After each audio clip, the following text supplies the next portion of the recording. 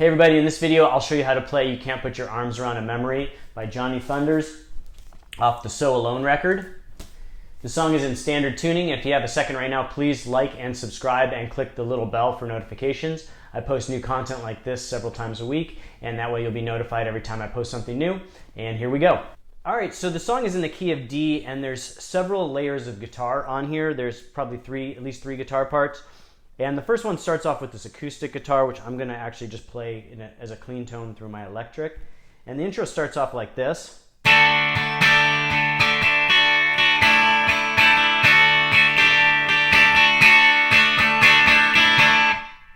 So what we're playing here is basically different forms of the D chord. We're going to start off with a standard open D. Then we're going to add our pinky to the 3rd fret of the high E to do the D suspended 4th shape. Then we're going to go back to a regular D. Then we're going to take our middle finger off the E string, the high E string, and make the D suspended 2nd shape.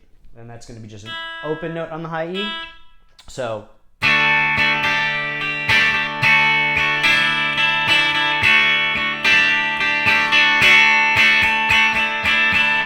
and so the rhythm's a little different the second time you go through. I'll play it slowly again.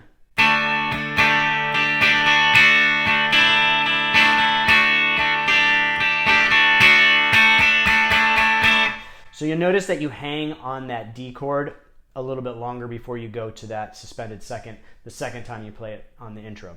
So one more time.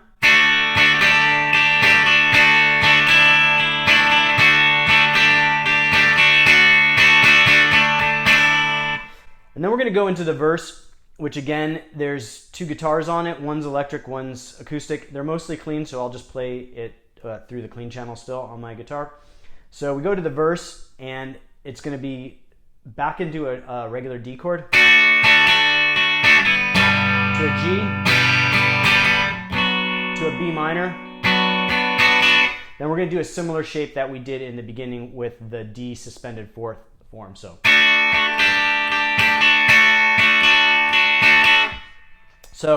that verse again goes like this.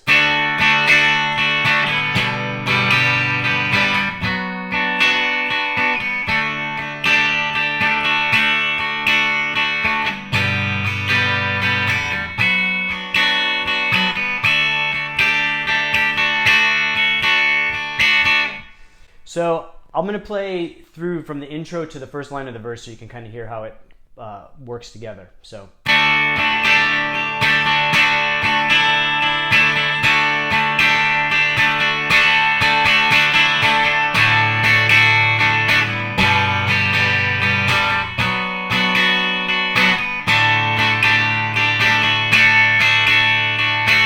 And then we continue on with the verse playing the G to the B minor to the D. And after the first verse, there's going to be kind of an interlude, which is just the intro over again. And from the last line of the verse, it sounds like this. And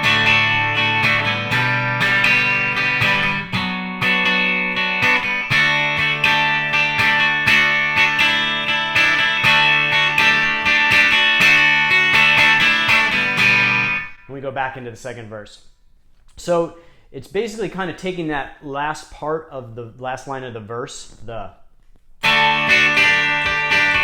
and then just using that as the beginning part of that interlude, which is also the same as the intro.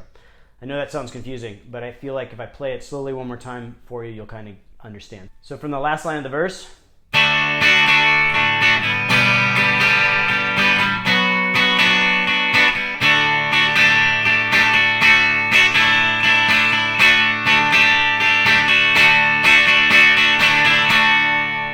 go back into the next verse. Then at the end of the verse, when we hit that D, again about that same spot that we go into the interlude, we're going to go into the chorus. So what that sounds like from the last line of the second verse is.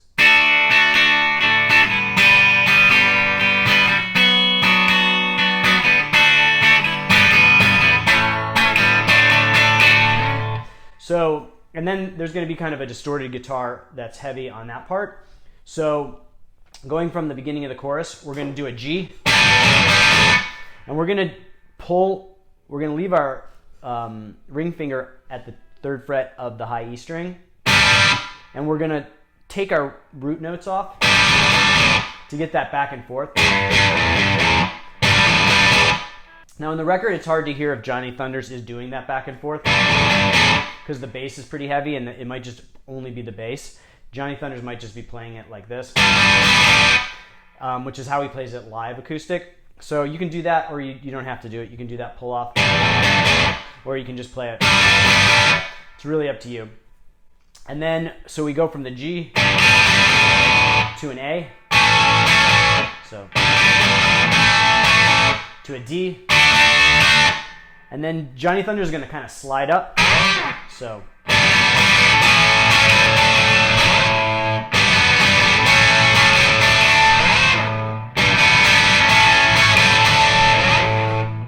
And then we're going to go at the end of the chorus, it's just a build up on the G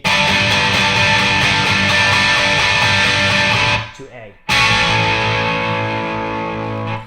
And there's kind of that gap where there's some fills, which I'll show you in a second. So again from the chorus.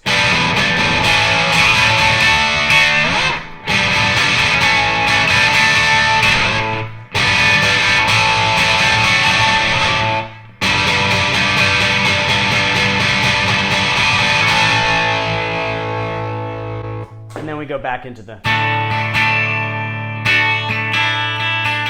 And then, so throughout the song, there's a bunch of fills and leads that Johnny Thunders has overdubbed over the top of the mix. So the first one is basically, we're going to start, it's a kind of a double note. So we're going to start with our index finger at the 5th fret of the B string and our middle finger at the 6th fret of the G string. And we're going to slide up to the 10th and 11th fret respectively. So to the 10th of the B string and the 11th of the G string. So pretty straightforward. You're going to slide up and then hit it, and you can do a little bit of vibrato. And he does variations on this, so sometimes he'll slide up and bridge his finger across the B and E strings and do like and hit the high E. And you can kind of hear that high E at the 10th fret. And then other times he'll slide up and just play that 11th fret at the end. And so you can kind of listen to the record and kind of get a feel for what he's doing throughout. And then another thing he's going to do is he'll kind of slide up. And then the next fill he'll be kind of in that position. So then he'll go from the 11th fret of the G to the 10th fret of the B. With vibrato on one or both. And another thing he likes to do at the 10th fret of the B string, he'll do these big bends that go up and come down slowly. So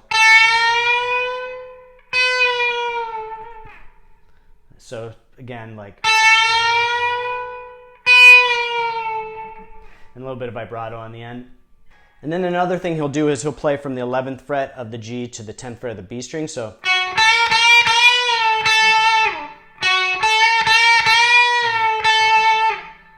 it's basically just a big up and down bend and then back to the 10th fret in normal position. And then some other spots he'll play at the high E at the 12th fret. So a bend up, then a bend up and down, and then to the 10th fret. And then at the end of the song there's a series of bends at the high E and it goes like... So you're basically just bending up several times, then a up and down bend, then hit the note in the normal position, and then to the 10th fret.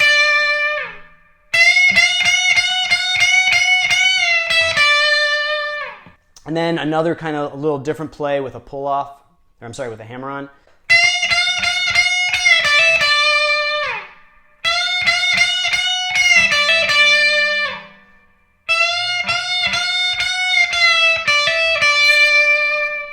So just kind of play around with it. I did those leads and fills kind of in the order that he does it. There's a lot of these. But just kind of match them up with how he plays on the record. And you can, most of this was probably ad-libbed anyway, so you can kind of feel free to ad-lib too. but that gives you a basis for most of what he's doing. So that's it for this one. I hope you liked the lesson. Remember to like and subscribe and click the little bell icon for notifications. I post new content like this several times a week, and I do a lot of Johnny Thunder stuff. I already have up dozens of Johnny Thunder songs, so check those out, and I will see you guys next time.